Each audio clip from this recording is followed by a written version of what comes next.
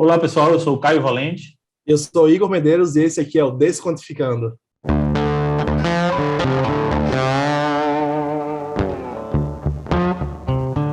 Pessoal, a ideia aqui desse podcast é a gente falar sobre trade quantitativo, e aí a gente até tentou fazer uma brincadeira com o nome aqui, a gente chamou de Desquantificando, que o objetivo aqui é a gente falar um formato de bate-papo aqui, assuntos sobre trade quant, sobre estratégias de trading, sobre estratégias objetivas de trade, não necessariamente estratégias automatizadas. Mas antes, deixa eu só me apresentar aqui, falei rapidamente o meu nome, né? Eu sou o Caio Valente e eu sou o Dev Trader lá no Instagram. Te apresenta para a galera aí, Igor, e fala um pouco sobre esse nosso projeto que a gente está começando hoje. Esse é o primeiro episódio. Eu sou o Igor Medeiros, como já falei. Lá no Instagram você me acha como o Quant Trader. E como o Caio já falou, o objetivo aqui é trazer o máximo possível do mundo quant, né? Não, que fique claro, não necessariamente que seja obrigatório a ser automatizado, que seja algo trading, né, especificamente falando, mas que seja trader sistemático, que exista uma regra para entrar e uma regra para sair. Então, isso vai ser importante para a gente pretende trazer alguns convidados, a gente já fechou alguns convidados, mas nesse primeiro episódio a gente vai se até aqui a bater um papo de qual a nossa história, o que é que a gente está fazendo e qual é o objetivo do podcast. Como a gente já disse, é trazer novidades, talvez novidades também sobre o mundo quant, dica de material para você poder dar uma lida, que é difícil, a gente sabe, que nem todo mundo tem, e tentar tirar aí o máximo possível o pessoal da armadilha do trader quântico, né? Que nada tem a ver com quant trading. E assim, esse projeto ele é muito motivado de uma necessidade que nós mesmos sentimos, né? Que, tipo, basicamente o conteúdo sobre esse tipo de coisa ele é muito escasso, né? Você não encontra na internet com facilidade coisas sobre trade quantitativo, sobre programação de robôs, a gente vai falar de machine learning, tudo que envolve esse mundo, né, do trader quant, do trading quantitativo, né? Então, a ideia é trocar uma ideia aqui com pessoas que estão envolvidas na área, né, assim como a gente, e o objetivo é exatamente bater papo sobre isso, porque nós mesmos temos dificuldade de conversar sobre esse tipo de assunto com outras pessoas, né? Não existe uma comunidade forte em torno desse assunto, né? Então, a ideia é fomentar esse tipo de coisa, principalmente aqui dentro do Brasil, né? A gente consegue encontrar algum tipo de conteúdo, existem alguns sites que são especializados nisso, e todos eles são de fora, né? Então, basicamente, não existe conteúdo em português, então a ideia é começar a trazer esse assunto para cá, para a gente trocar uma ideia sobre isso, e como o Igor falou, a gente vai trazer alguns convidados, né, que estão envolvidos de alguma forma nesse tipo de operação, né? Vamos começar contando um pouco da nossa história, né? Como que a gente veio parar aqui, como que a gente entrou no mercado financeiro, tá? Eu não sou um cara de mercado financeiro, tá? O meu background não é do mercado financeiro. Eu sou programador, né, de carreira, eu sou formado em computação, eu fiz sistemas de informação e análise e desenvolvimento de sistemas.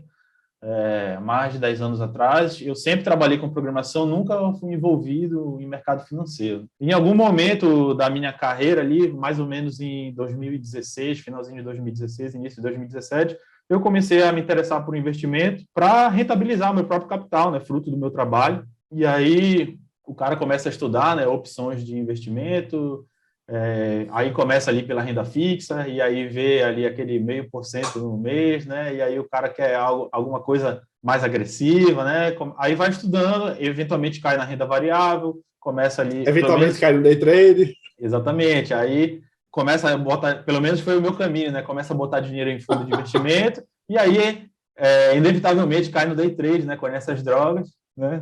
Aqui, não me levem a mal, né? E aí começa a fazer day trade, né? E, naturalmente, foi esse o caminho que eu segui, né? Ali em 2017, eu já estava ali fazendo alguns testes, fazendo as primeiras operações, vendo como que funcionava. Eu já tinha algum dinheiro investido e eu comecei a fazer day trade. E aí, querendo ou não, cara, é um negócio que é meio... Não sei se viciante é a palavra certa ou apaixonante. Me apaixonei por isso e 100% do meu tempo era estudando o mercado financeiro e estratégias de trading, etc. E ali em 2017 eu comecei a operar e me dedicar, a estudar, comprar livro, fiz vários cursos e aí eu operei vários tipos de coisas diferentes. Eu estudei uma porrada de indicadores, estudei bastante price action, fiz cursos famosos de gente famosa do mercado, o André Machado, o de Wall Street, muita gente conhece, que o pessoal que está ouvindo aí com certeza conhece. Eventualmente eu conheci o price action especificamente o price action do Al Brooks, né, que é um autor bem famoso também, tem vários livros sobre o assunto. E aí eu fiz o curso do Felipe Aranha, que também é bem conhecido. Ele é meio que o representante, né, do Al Brooks no Brasil, ele toca lá o portal do Price Action, fiz o curso dele, e, cara, ali eu me encontrei um estilo operacional que eu gostava muito de usar e de fazer, né? E aí eu comecei a me dedicar naquilo e eu operava price action. Isso eu não estou falando aqui de trade quantitativo e não estou falando de robô, nada. Eu operava manualmente, né? Analisando o gráfico ali, totalmente discricionário, né? De forma totalmente subjetiva. E eu gostava bastante do estilo operacional. E aí eu fiquei por um tempo operando daquele jeito, e aí eu brinco com os meus amigos que eu estava assim numa fase da gangorra, né? Tipo, ganhava um mês, perdia no outro. Ganhava 2, perdia 2. Ganhava 3, perdia 4. E assim vai. E aí você pega uma janela de 6 meses, a conta ela sobe, desce, e você pega uma janela longa, está no 0 a 0 ali. Eu acreditava que eu estava próximo daquela fase de virada de chave, né, que todo mundo fala, de alcançar consistência, mas em algum momento ali, e aí eu já estou falando de 2019, já estava há 2 anos já operando, e aí ainda não estava ganhando dinheiro de forma consistente, e o que eu acredito que seja normal, né? Ao contrário do que as pessoas pensam, ninguém vai começar ganhando dinheiro em 6 meses, 1 ano aqui, é um negócio que envolve bastante esforço e estudo. E ali 2 anos se passaram, eu estava nessa fase aí do 0 a 0, pelo menos eu não perdi mais dinheiro, eu perdi bastante no início. Perdi bastante, mas relativamente controlado o risco, né? Mas perdi dinheiro no início. Tinha risco, né? Tinha risco. Sim, exato. Perdi dinheiro no início. E aí, no meio de 2019, eu decidi começar a brincar com o MQL5, né? MQL5, para quem não sabe, é a linguagem de programação do MetaTrader 5. Ele é um home broker normal, você pode operar por ele, mas ele é específico para automação de investimento, né? Ele é uma das plataformas mais usadas no mundo, se não for a maior, onde a gente consegue programar robôs e executar totalmente de forma 100% automática, né? E como eu já tinha facilidade com programação, afinal de contas é a minha profissão, né? Eu trabalho com isso há mais de 10 anos, eu resolvi ali de forma autodidata começar a estudar MQL5 para programar alguns robozinhos, algumas ideias que eu tinha na cabeça, né? Particularmente, para mim não foi difícil aprender, porque a documentação da linguagem ela é muito boa, ela é bem completa, tem exemplo de basicamente tudo que você precisa, ou que você tiver dúvida, você consegue tirar ali na documentação da linguagem. Tem uma comunidade que é forte lá no fórum do MQL5, se você tiver alguma dúvida de programação, você consegue resolver pesquisando por lá. E aí eu comecei a programar meus primeiros robôs, eu tinha algumas ideias na cabeça e eu, cara, vamos ver se isso aqui dá certo. Eu ia programando, ia testando, botava em conta demo, e aí, beleza, eu fiz meu primeiro robôzinho lá, rodei o backtest, era positivo, era um robô scalper, que eu uso até hoje, inclusive, obviamente ele já passou por várias atualizações, né? Porque no início você aprende o que você não pode fazer, aprende perdendo dinheiro, obviamente. Só se aprende assim no mercado financeiro, que fique claro. Beleza, aí eu fiz esse primeiro robozinho, eu botei na conta demo para rodar, e aí eu queria deixar ele 1 mês na conta demo, né? O máximo que eu aguentei de ansiedade ali foi 1 semana. Ele começou a rodar 1 semana, eu falei, cara, tá funcionando, eu vou botar na conta real. E aí foi para conta real. Beleza, eu comecei a ganhar algum dinheiro, né? E aí nesse momento eu ainda operava manualmente. Tu percebeu alguma diferença entre conta demo e conta real logo nesse primeiro momento que você migrou? No primeiro momento não, né? Quando eu era totalmente noob ali, eu acreditava que, beleza, na conta demo eu fiz R$500, na conta real vai ser a mesma coisa, né? Mas aí a realidade ela é diferente, né? A gente pode trocar uma ideia sobre isso, ou então em outros episódios, né? A gente pode fazer alguns episódios específicos sobre essas questões mais técnicas, né? De conta demo, conta real e tal. Mas para não entrar muito nesse assunto, para a história não ficar muito longa aqui, e aí, beleza, eu fiz esse primeiro robozinho, ele começou aí, beleza, fechou o mês positivo, fechou o segundo mês negativo, e aí eu operando manualmente ali também, aí eu tô perdendo dinheiro aqui na mão e o robô tá ali fazendo dele, né? Comitantemente, nesse período, eu já tinha, isso foi em 2019, e eu trabalhava numa empresa americana, como programador, né? E aí eu tinha me planejado, no final de 2018, eu botei na minha cabeça que no final de 2019 eu ia fazer essa virada de chave que eu ia tentar viver do mercado, né? Obviamente, eu fiz um pé de meia bom, eu juntei uma grana boa que me segurava ali por um bom tempo, se as coisas dessem errado, né? E aí, durante o ano de 2019, eu me preparei psicologicamente e financeiramente também para sair do emprego que eu tinha, né? E tentar viver do mercado. Migrar de carreira, né? Isso, exato. E a ideia era, cara, eu vou fazer day trade e eu opero mini índice, né? Desde o início eu sempre operei mini índice. A ideia Já estava era... na Cracolândia no mercado financeiro. Exato. A ideia era fazer day trade mini índice e operar swing trade em ações com a grana que eu tinha, né?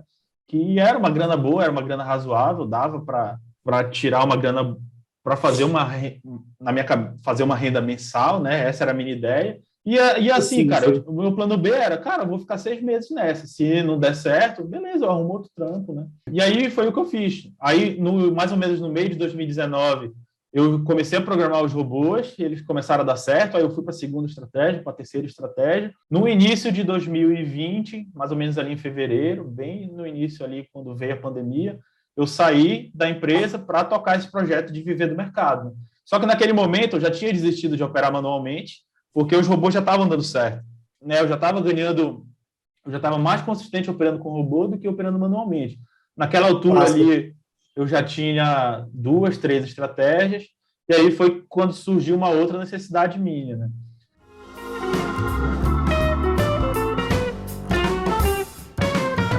Quando você está desenvolvendo uma estratégia, ali o MetaTrader ele te dá todas as informações daquela estratégia, né? As principais estatísticas ali, lucro, quanto você ganhou, quanto você ganhou no passado, quanto você perdeu no passado, taxa de acerto, payoff, o drawdown, enfim, todas as estatísticas ali. Mas quando você começa a desenvolver várias, você começa a pensar na ótica de portfólio, né? Você quer entender como várias estratégias vão performar juntas na sua conta, né? E o MetaTrader, infelizmente, ele não tem nenhum mecanismo para te dar essa informação.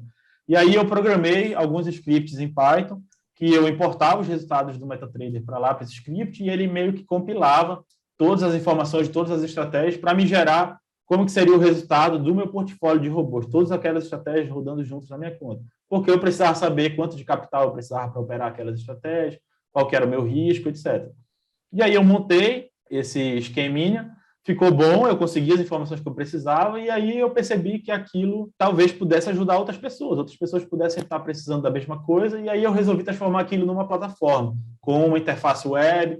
A premissa era que aquilo tivesse uma interface amigável, que fosse fácil de usar, tivesse alguns gráficos que o usuário conseguisse capturar as informações ali de forma fácil, diferente do MetaTrader, que é ali uma ferramenta meio complicada, meio feinha, né? E aí, beleza. E aí eu desenvolvi essa ferramenta e, além de entender que aquilo poderia ser uma oportunidade de negócio, né? Poderia sair algum serviço que poderia ser cobrado daquilo, enfim, etc.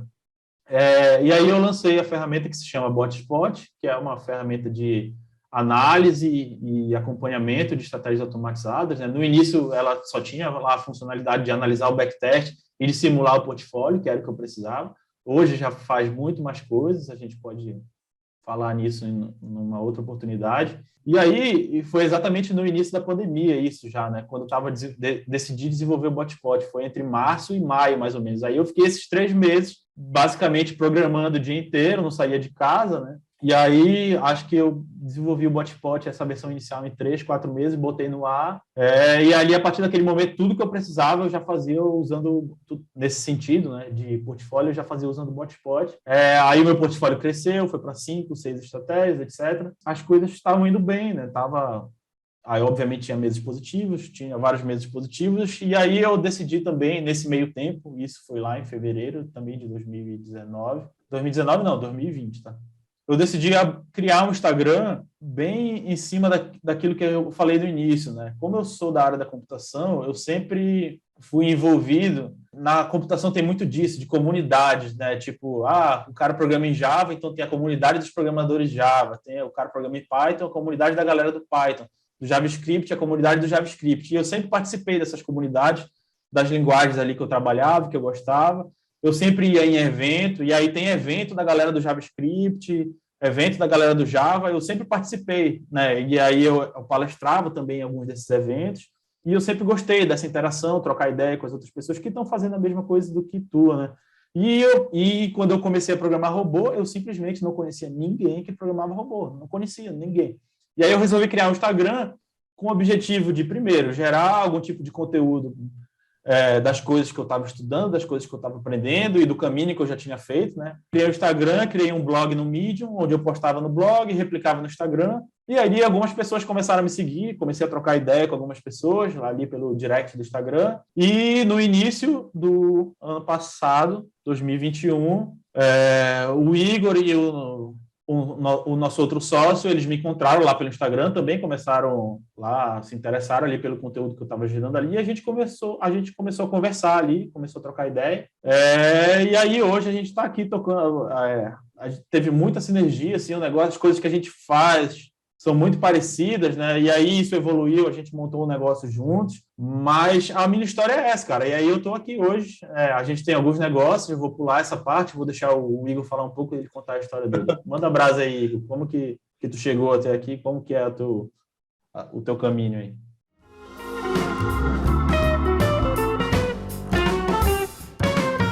Comigo foi um pouco diferente, né?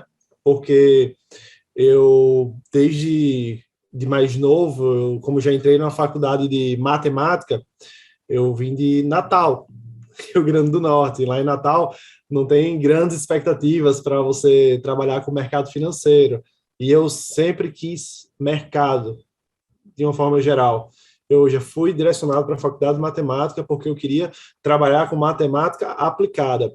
E lá em Natal, a gente não tinha muito essa possibilidade de o que é que eu posso fazer aqui? Para qual empresa eu posso ir se eu for trabalhar com matemática aplicada? Não tinha nem muita empresa para você trabalhar no setor privado, avalie mercado financeiro. Sim. Então, o que sobrava era vir para São Paulo. E um belo dia tinha um anúncio de, não sei como, lá em Natal, de uma corretora, no corredor, né, do curso de matemática, de uma corretora contratando aqui em São Paulo. Só que você pensa, como? Como é que um anúncio de uma corretora contratando São Paulo, estagiário de matemática, vai estar lá em Natal? Com certeza algum professor meu foi viajar e trouxe o papel e colou lá no quadro de aviso. No quadro de aviso do corredor, do departamento. E aí eu liguei, né? E o cara, instantaneamente, aquele sotaque de paulistano, Faria Lima ali, pá. O cara disse, tá interessado na vaga? Eu disse, sim, tô interessado, mas eu percebi uma coisa estranha aqui, seu sotaque. Não era aqui de São Paulo, não, né? Eu disse, não, cara. Ele disse, e você é da onde? Eu disse, Natal. O cara começou a rir na mesma hora, velho. Natal, velho, o que é que você está fazendo em Natal, cara? A vaga é para quem trabalha em São Paulo, o salário não dá nem para você pagar o aluguel aqui em São Paulo. Eu disse, velho, eu vi a vaga aqui, ele começou a rir. Como é que isso foi parar aí, né? E até hoje eu não sei, mas acredito que tenha sido algum professor meu que viajou para cá, né? Hoje eu moro em São Paulo.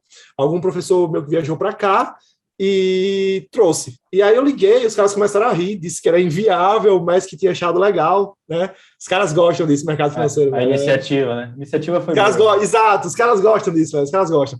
E aí, um tempo depois, os caras disseram, dá só um tempo aí que a gente vai bater um papo aqui e ver o que dá para fazer.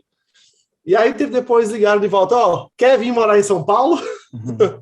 Eu disse, quero. E aí os caras fizeram um bem bolado comigo, né? Que terminava pagando muito mais do que a vaga de estágio, porque os caras pagavam meu aluguel, minha refeição, e me davam algum dinheiro ainda. Obviamente eu não posso falar quem fez isso, porque hoje é inaceitável esse tipo de prática, né? Que ela dá aluguel, dá comida e um pouco de dinheiro. Mas, enfim, na época isso era demais e isso é legal, mas para hoje pode dar problema para quem fez isso. Mas eu agradeço do fundo do meu coração, porque foi onde eu tive a oportunidade de poder começar a ver o que de fato era isso, né? O que era mercado financeiro, o que era aplicar matemática, desenvolver modelo. E aí passei 2 anos aqui e terminei voltando. 2 anos não, 1 ano e pouco. E terminei voltando. Quando voltei para Natal, voltei como? Deprimido, né?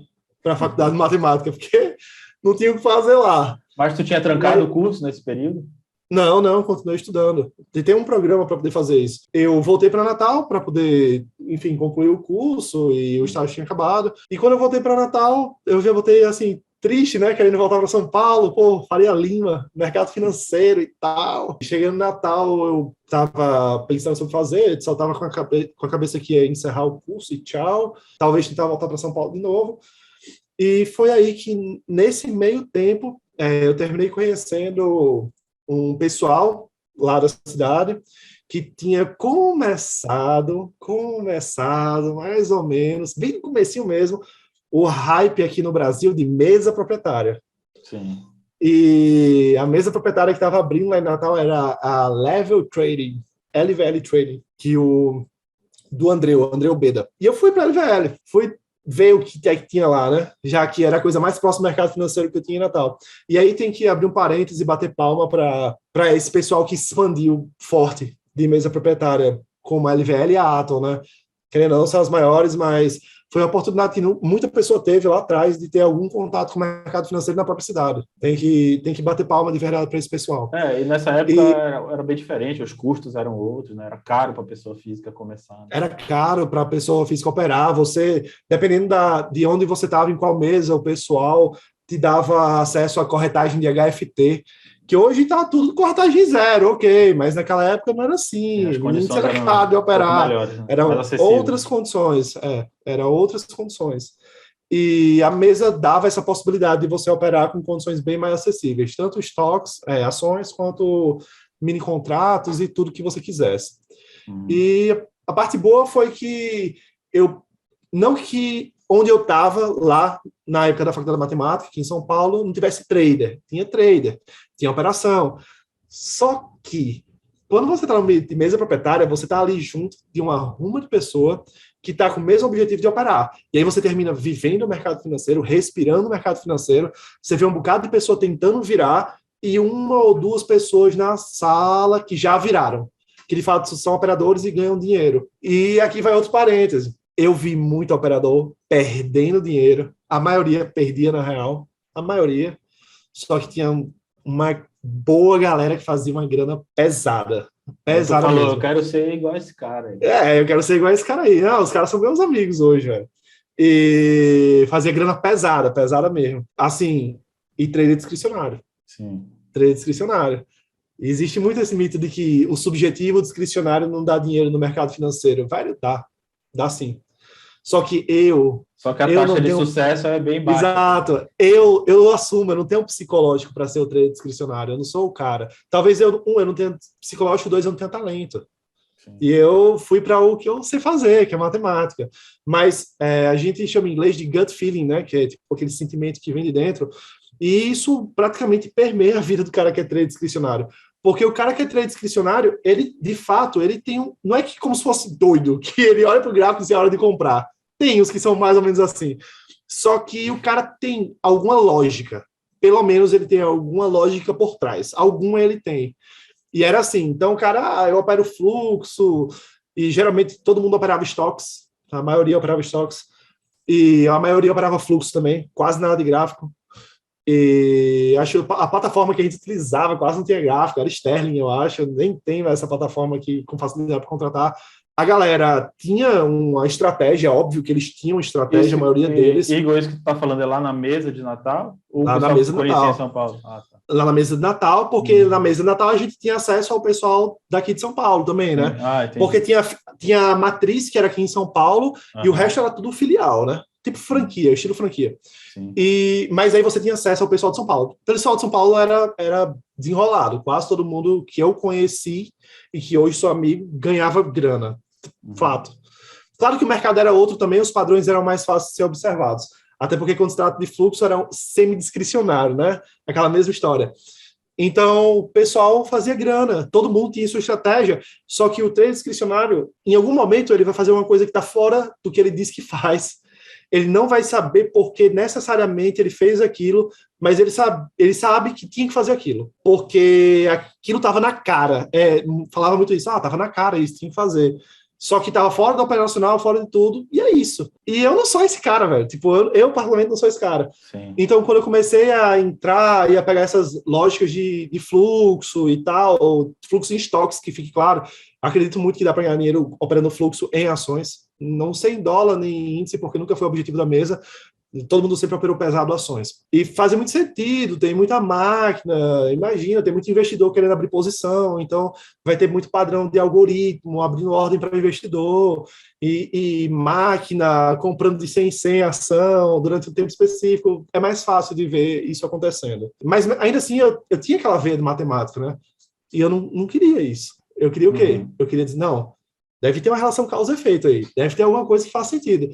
Sim. Então, dentro da própria LVL já tinha essa galera, que era mais planilha e tal, que era mais querendo achar um modelo, uma lógica que fosse, que desse para modelar, né? Uma lógica que desse para modelar. E aí eu conheci algumas pessoas lá dentro e a gente começou. A galera lá tinha engenheiro, tinha estatístico também, e a galera começou até chegar num ponto que a gente tinha planilha de leilão de abertura baseado em modelo, que a gente tinha planilha de rebalanceamento do IBOV, e deu para fazer uma boa grana. Isso foi a LVL. Então, a LVL, eu só tenho a agradecer. Abriu excelentes portas para mim, para estar perto de trader e de trader vencedor, que é o mais importante.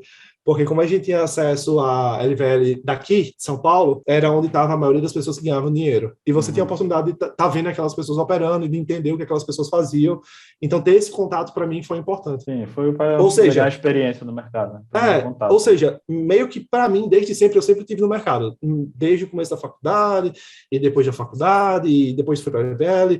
E depois da LVL eu tive a oportunidade de trabalhar em algumas tesourarias também, vendo como é que funcionavam as coisas e tal, os algoritmos e pá.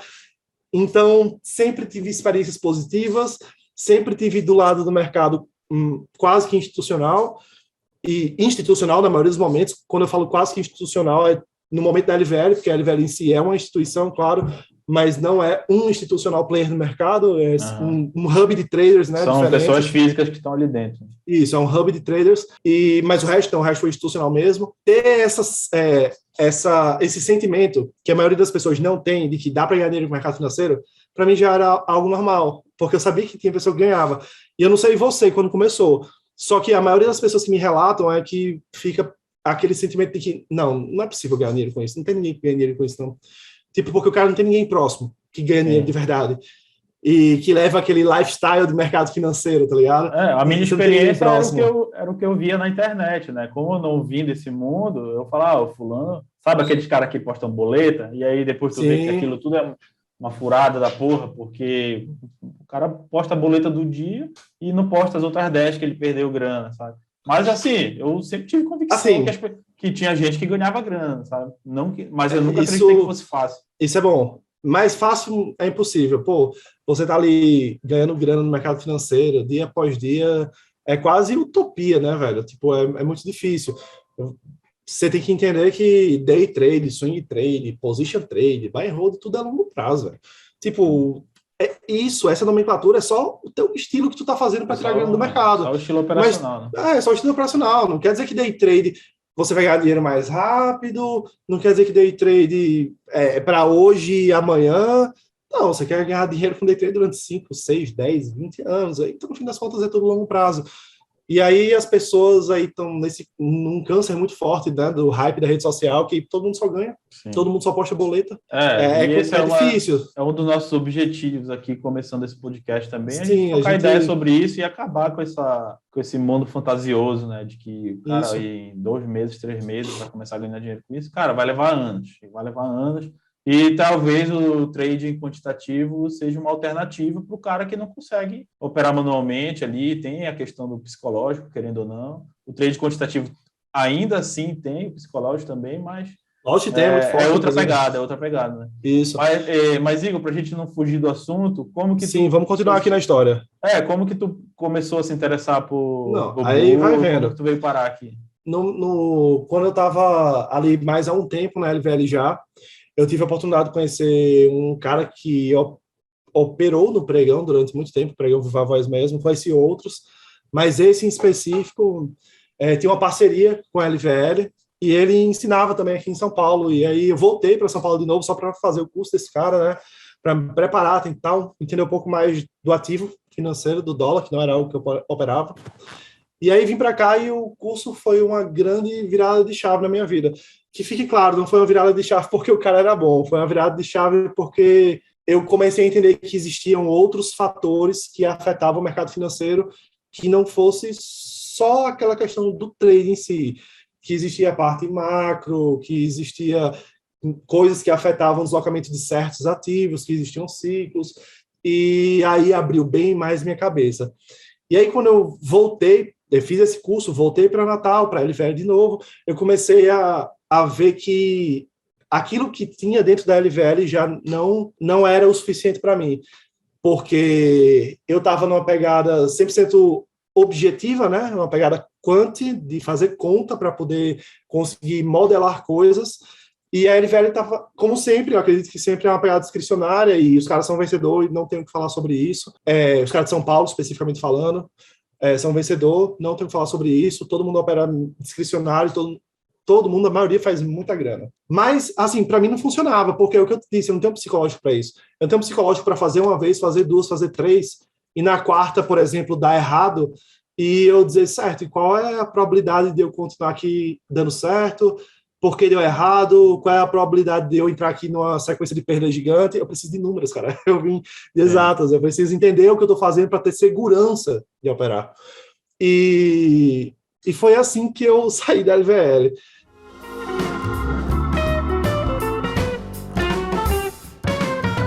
E aí, saindo da LVL, eu comecei sozinho a fazer alguns estudos, publicar na internet, entrar em contato com algumas pessoas que também se interessavam por isso.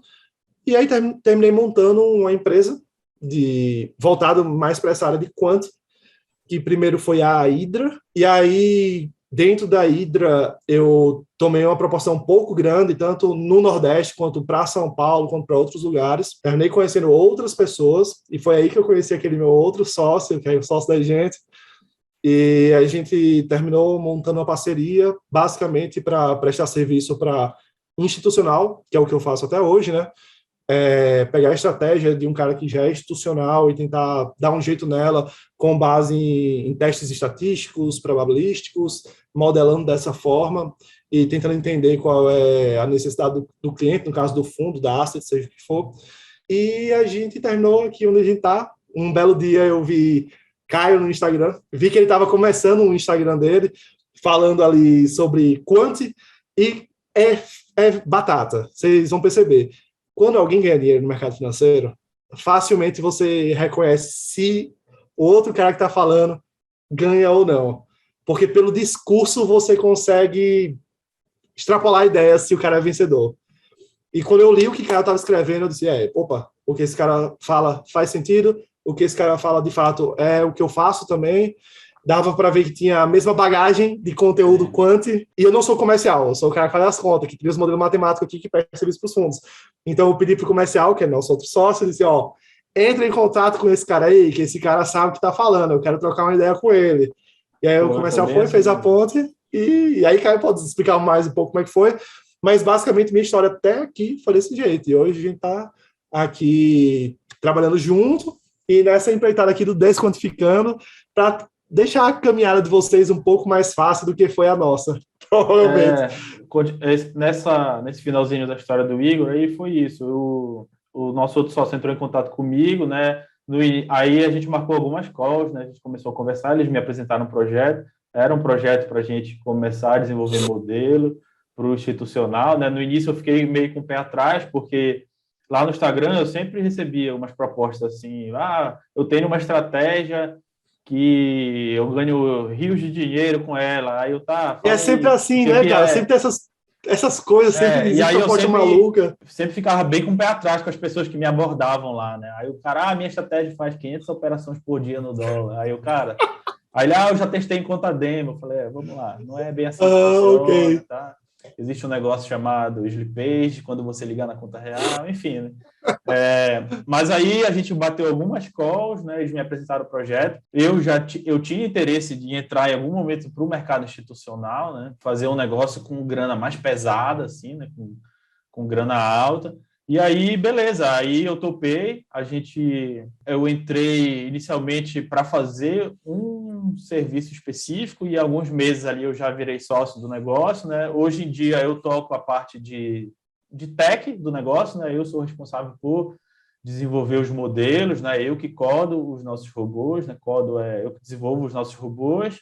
O Igor, ele é o nosso head de estratégia, né? Ele é responsável por essa parte de criação.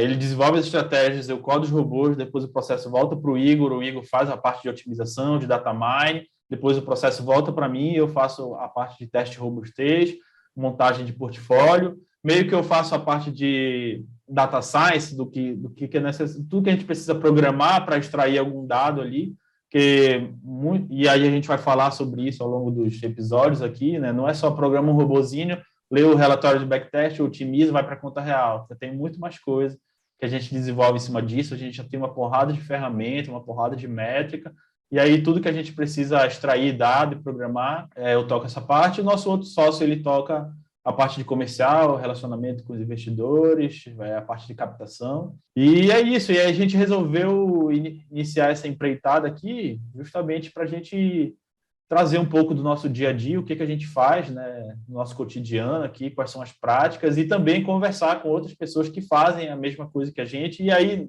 nessa pegada aqui desse negócio que a gente montou, a gente também já se envolveu com várias pessoas que fazem a mesma coisa, de empresas grandes aqui né, que muitas pessoas conhecem, a gente conheceu... Aqui do Brasil mesmo, né? Exato, Não é nem aqui a gente conheceu São muita Paulo, gente. são empresas já referência Brasil, total. Isso, e a ideia é trazer esses caras para a gente bater um papo, eventualmente um papo técnico e eventualmente um papo não técnico como esse que a gente está tendo aqui, né? Então, alguns episódios vão ser só eu e o Igor, a gente vai trazer um tema e a gente vai discorrer em cima desse tema, e outros episódios a gente vai trocar uma ideia com esse convidado. A gente já tem uma listinha, não é, Igor, de uma galera que a gente vai trazer? Já tem uma listinha grande de várias pessoas que já aceitaram também.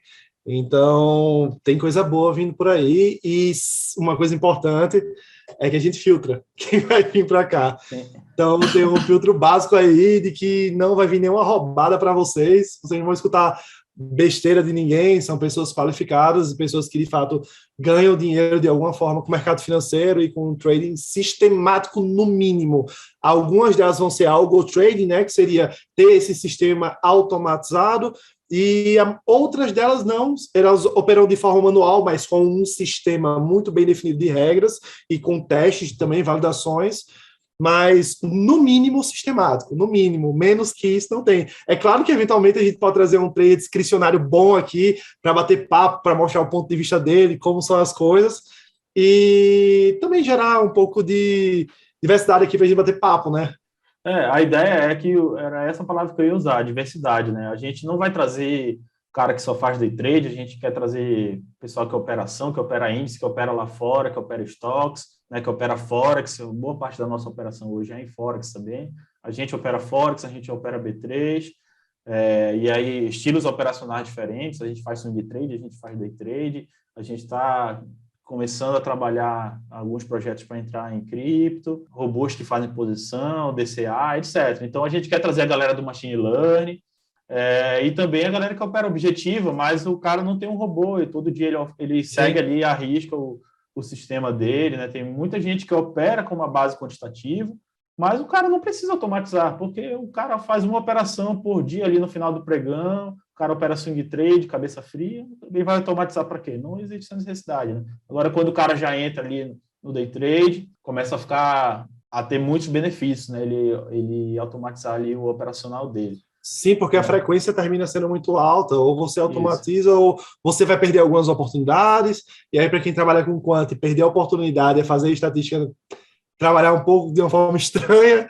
então não dá. A gente tem que, teoricamente, executar o que tem que ser executado, e se você começa a perder isso por causa da frequência, e se você não tem tempo para estar ali, aí já começa a ter um problema. Então, você tem que ir para a parte de algo trading, né? Tem que começar a migrar, não basta ser só sistemático, não basta só ter um conjunto de regras, também tem que automatizar.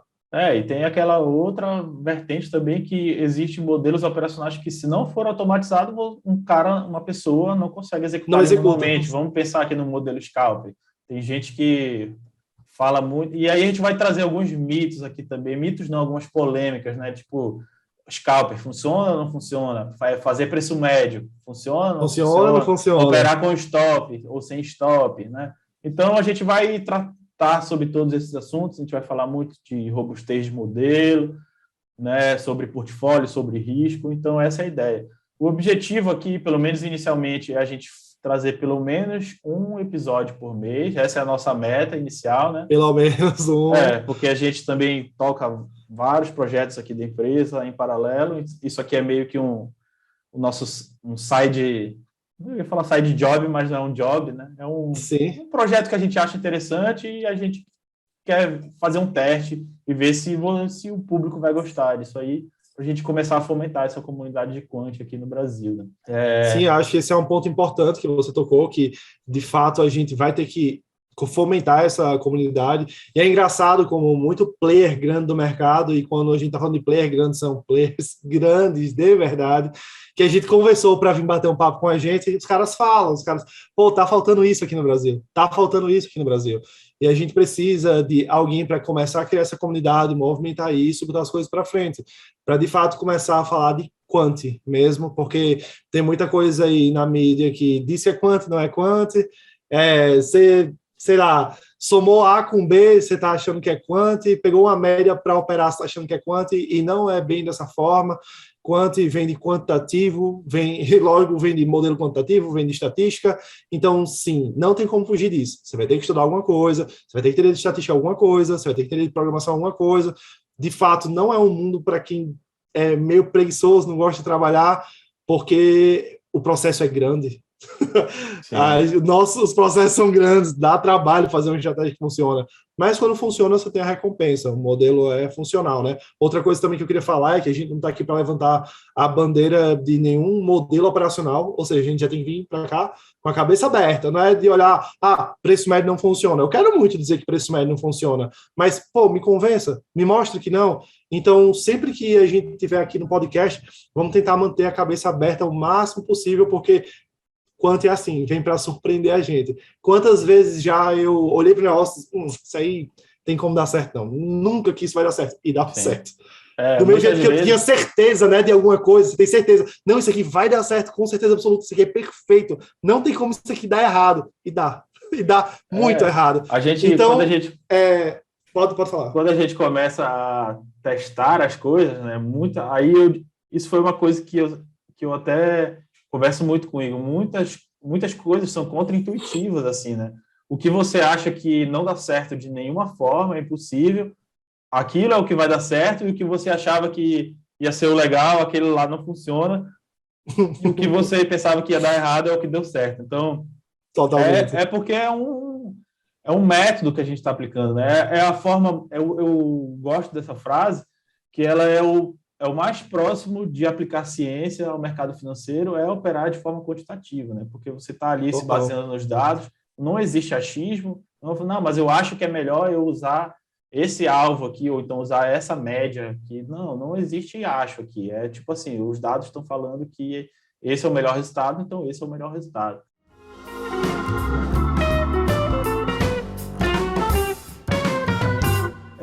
Então, a ideia é essa, o objetivo aqui é a gente fazer mais ou menos 1 hora de bate-papo, aqui, como esse é o nosso primeiro encontro, é só uma apresentação.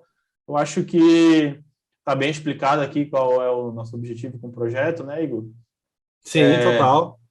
Só fala aí para a galera onde o pessoal pode te encontrar. O pessoal pode me encontrar no Instagram, é lá que eu estou botando um pouco mais de esforço, fazendo conteúdo, então você pode me achar ali, @uquant.trader, ou você escreve lá uquanttrader, no Instagram você vai achar também. Com o O na frente. E, com o O na frente, exato. uquanttrader. E lá eu estou falando mais do mundo quant, mas eu falo um pouquinho sobre programação, falo um pouquinho sobre matemática, um pouco sobre estatística, um pouquinho de tudo do mundo quant, e é o que a gente também quer trazer para cá, né? Dar ênfase sobre o mundo quant com a cabeça aberta, para a gente ver os insights que a gente pode ter. Pode ter certeza que esse podcast aqui vai ser uma máquina de gerar insight para vocês, porque é o que a gente tem. A gente bate papo com alguém e faz, poxa, isso é legal. A gente lê um livro, uma linha, pode ter o livro inteiro, uma linha do livro abre a cabeça da gente para, caraca, e se a gente fizer isso? Então, é isso que a gente quer trazer para perto de vocês. É esse bate-papo, porque alguma coisa que a gente falar aqui vai gerar um insight para você. É isso aí, essa que é a pegada. Vocês podem me encontrar também no Instagram, @devtrader. Eu tenho também um blog no Medium, que é medium.com/devtrader, né? Ele está um pouco abandonado esse ano não, desde o ano passado, que eu não escrevo, né, por conta aqui da nossa correria, dos nossos projetos, mas eu quero voltar, mas ainda assim tem bastante conteúdo lá. Então, vocês me acompanham por essas duas redes aí. Então, era isso, pessoal. A gente vai finalizar esse episódio aqui e a gente se encontra no próximo já com um convidado, tá? Um grande É isso abraço, espero que aí. vocês tenham gostado do projeto. Valeu, pessoal. Até o próximo episódio.